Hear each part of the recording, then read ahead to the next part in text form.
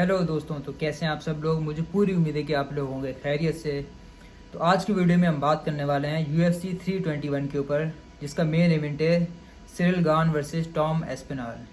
तो Tom Aspinall finally बहुत time के बाद दोबारा फाइट लड़ रहे हैं। काफ़ी टाइम से वो कोशिश कर रहे थे कि Jon Jones the greatest of all time से उनकी फाइट हो जाए, लेकिन अनफॉर्चुनेटली वो हो नहीं पाया और उसके बहुत सारे रीज़न थे। उस पर हम बाद में बात करेंगे। आज हम बात करने वाले हैं, पहले हम एनालिसिस करेंगे Ciryl Gane versus Tom Aspinall की फ़ाइट का। उसके बाद आपको पता है कि मैं वीडियो के एंड में अपनी प्रिडिक्शन देता हूँ और अक्सर मेरी प्रिडिक्शन होती है ठीक।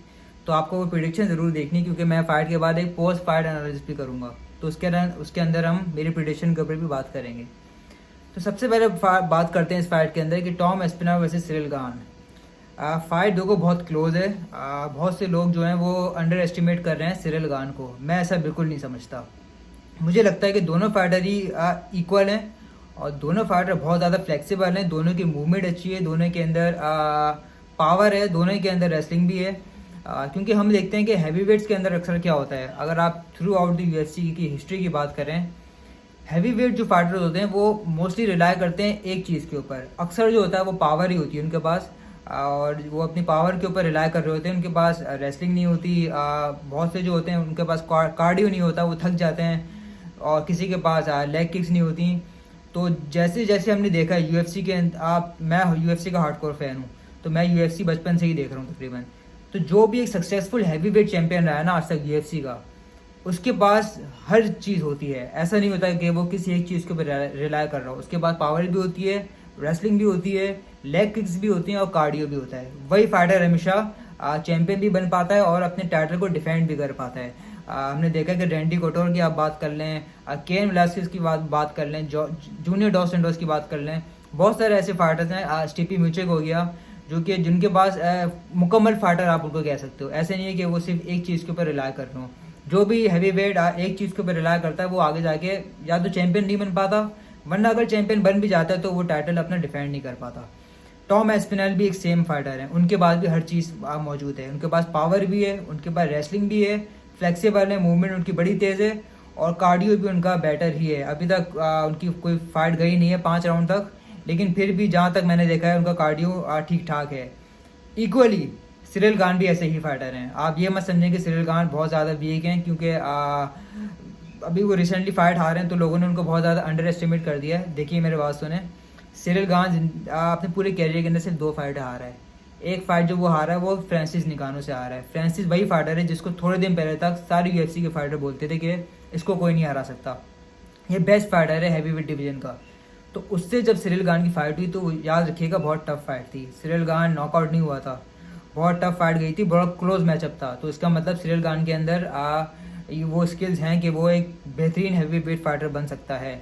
दूसरी फाइट जब वो हारा है तो वो जॉन जॉन से हारा है, तो उसमें तो आप मतलब जॉन जॉन से हारना कोई इतनी बड़ी बात नहीं है। जॉन जॉन्स का मतलब काम ही है दूसरे फाइटर्स को हराना। जब से वो UFC के अंदर आया है, ग्रेटेस्ट ऑफ ऑल गोट है लिटरली जॉन जॉन्स, वो तो सबको ही हरा रहा है। तो अगर कोई फाइटर अपने कैरियर के अंदर जॉन जॉन से कोई फाइट हारा हुआ है तो उसका रेज्यूमे ख़राब नहीं हो जाता, उसका कैरियर ख़राब नहीं हो जाता, क्योंकि जॉन जॉन से हारना एक तरीके से नॉर्मल ही है, आप उसको नहीं हरा सकते।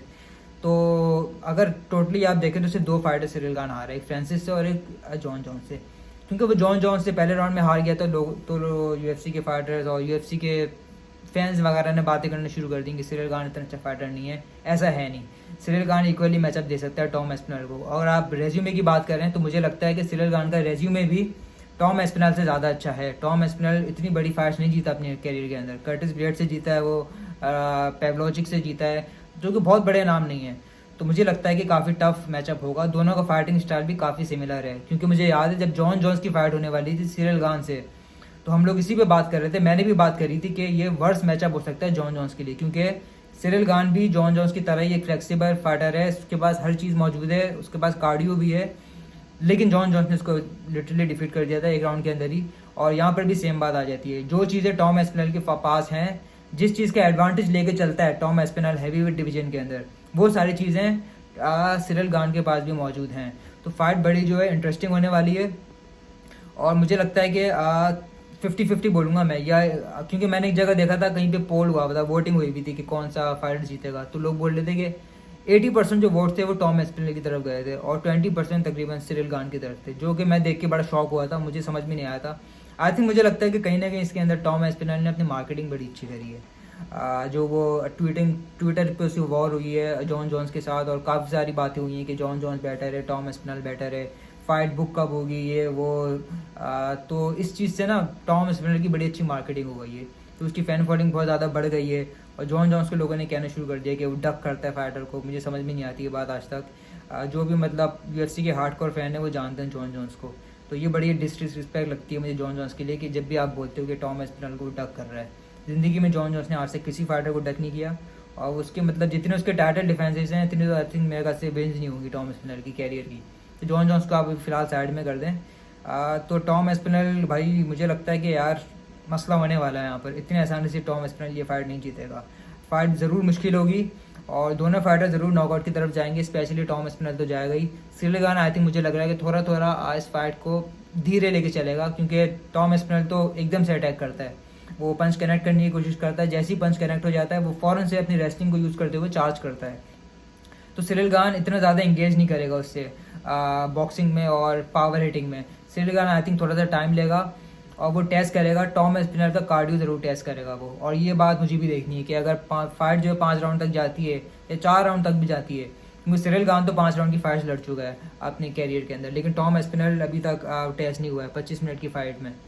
तो ये बड़ा इंटरेस्टिंग होगा कि अगर टॉम एस्पिनल उसका कार्डियो टेस्ट करता है यहाँ पर, तो मुझे लगता है काफ़ी मुश्किल पेश आ सकती है टॉम एस्पिनल को।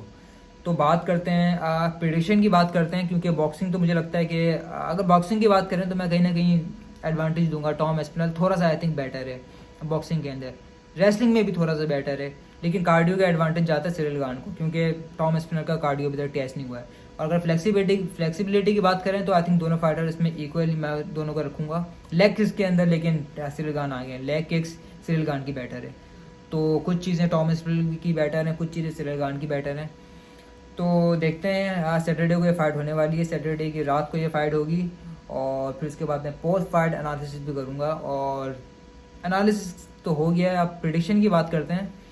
यार प्रिडिक्शन मुझे लगता है कि बहुत सारे UFC के फैंस बोल रहे हैं कि टॉम एस्पिनल ईजिली ये फाइट जीत जाएगा, जो कि मैं बिल्कुल नहीं मानता। ईजिली ये फाइट नहीं जीत सकता टॉम एस्पिनल। हो सकता है जीत जाए, लेकिन ऐसा नहीं हो सकता कि ईजिली जीत जाए। मैं अपने प्रिडिक्शन रखूँगा 60% to Tom Aspinall and 40% to Ciryl Gane. 50-50 भी मैं रख सकता था, लेकिन मैं थोड़ा सा एडवांटेज यहाँ पर दूंगा टॉम एस्पिनल को। तो आई थिंक 60% टॉम एस्पिनल है और 40% सिरिल गान है। लेकिन मैं सच बात बताऊं तो मेरा दिमाग कह रहा है कि 60% टॉम एस्पिनल है, लेकिन मैं अगर अपने दिल की बात करूं तो मुझे लगता है कि सिरिल गान ये फाइट मैं चाहता हूं कि जीते, क्योंकि टॉम एस्पिनल मुझे कोई हेट नहीं है टॉम एस्पिनल से, लेकिन वो मतलब I think he talk too much यार, बहुत ना वो बहुत बोलता है और जॉन जॉन्स के खिलाफ उसने बहुत बातें बोली हैं। और मुझे समझ में नहीं आता कि अगर आप सिर्फ एडवांटेज की बात करें जॉन जॉन्स और टॉम एस्पिनल को रखते हुए, तो टॉम एस्पिनल के पास जो एडवांटेज है वो सिर्फ एज का है, जो कि मुझे कभी पसंद नहीं आता। कि आप जो है वो अपने प्राइम टाइम पे हो, आप बहुत यंग हो और जिसको आप चैलेंज कर रहे हो वो बहुत ज़्यादा ओल्ड हो चुका है, तो सिर्फ इस एडवांटेज को लेके आप फाइट लड़ना चाह रहे हो। अगर आप स्किल्स की बात करें तो स्किल्स हो गया, रेज्यूमे हो गया, पूरा कैरियर उठा के देख लें तो जॉन जॉन्स तो बहुत ही आगे टॉम एस्पिनल से। इस चीज़ में टॉम एस्पिनल सिर्फ इस वक्त एज फैक्टर की वजह से जॉन जॉन्स से आगे। तो मैं वो वाली फाइट नहीं देखना चाहता जिसके अंदर एक फाइटर बहुत ज़्यादा यंग हो, एक बहुत ज़्यादा ओल्ड हो। और दूसरा एडवांटेज वेट का है ऑफ कोर्स, क्योंकि Tom Aspinall naturally heavy weight fighter है, जॉन जॉन्स नेचुरली नहीं है, वो लाइट हैवी वेट से निकल के हैवी वेट में आया है। तो ये भी मुझे कभी पसंद नहीं आता कि एक फाइटर जब एक का वेट ज़्यादा हो एक का कम हो। तो मुझे इतना अच्छा नहीं लगा था वो कि जब भी टॉम एस्पिनल ट्वीट पे आता था और ट्वीट वॉर चलती थी जॉन जॉन्स की और उनकी। बहरहाल बात सिरिल गान और टॉम एस्पिनल की फाइट की हो रही है, तो मुझे लगता है कि I think 60% to Tom Aspinall और 40% टू सिरिल गान। बाद में फिर पोस्ट फाइट एनालिसिस में बात करेंगे, देखते हैं फाइट के बाद क्या होता है। तो अगर वीडियो पसंद आए तो लाइक करें, शेयर करें और सब्सक्राइब ज़रूर करिएगा। Thank you so much.